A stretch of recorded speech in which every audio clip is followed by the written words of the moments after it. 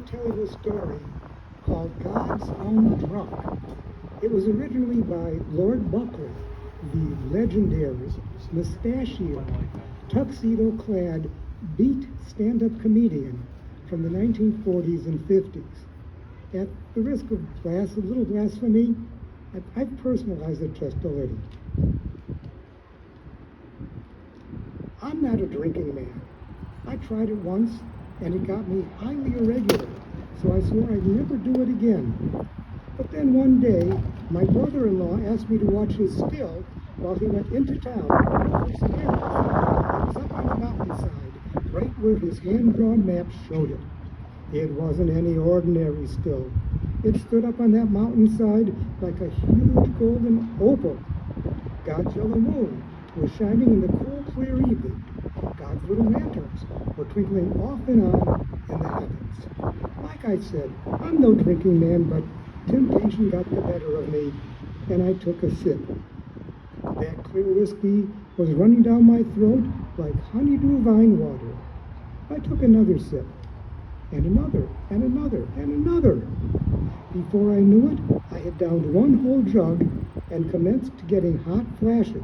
Goose pimples were running up and down my body, and a feeling came over me like nothing I had ever experienced before.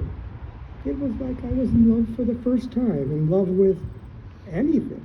Animate, inanimate, it didn't matter.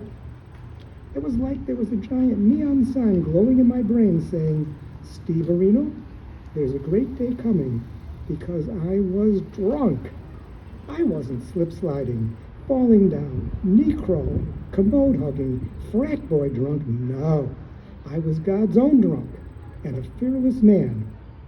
And that's when I first saw the bear. He was a grizzly, about 9 feet tall. He rambled up over the hill. When he noticed me, he expected that I would do one of two things, slip or fly. I didn't do either one. It blew his ursine mind. He started sniffing around my body, trying to smell fear. But he didn't smell any fear, because I was God's own drunk and a fearless man. It blew his ursine mind. He looked right in my eyes, and my eyes were a lot redder than his. It blew his ursine mind. I approached him. I said, "Mr. Bear, I loved every hair on your 3-acre body. I know you've got a lot of friends over there on the other side of the hill. There's Old Rare Bear, Tall Bear, Freddy Bear, Kelly Bear, Greeley Bear, Smelly the Bear, Spooky the Bear, and Hokey the Bear. I want you to go back over there tonight and tell them I'm feeling all right. You tell them I love each and every one of them like a brother or a sister.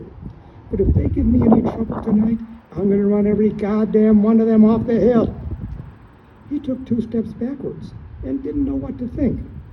Neither did I, but being charitable and cautious, I approached him again. I said, "Mr. Bear, you know, in the eyes of the Lord, we're both beasts when it comes right down to it.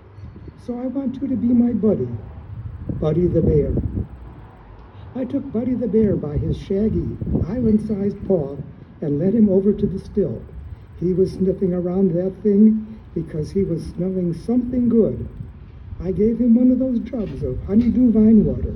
He downed it in one pull. I gave him another, and another, and another. Before I knew it, he had downed 8 of them and commenced to doing the bear dance. 2 snips, a snort, a fly turn, and a grunt. It was so simple, like the jitterbug, that it plumb evaded me. I came up with something of my own. We danced ourselves into a tumultuous uproar. After a while, I became awfully tired, so I went over to the hillside, laid down, and went to sleep. I slept for a few hours and dreamt me some tremulous dreams. When I woke up, God's yellow moon was still shining in the cool, clear night. God's little lanterns were still twinkling off and on in the heavens, but Buddy the Bear was gone. And so was the still. Thank you.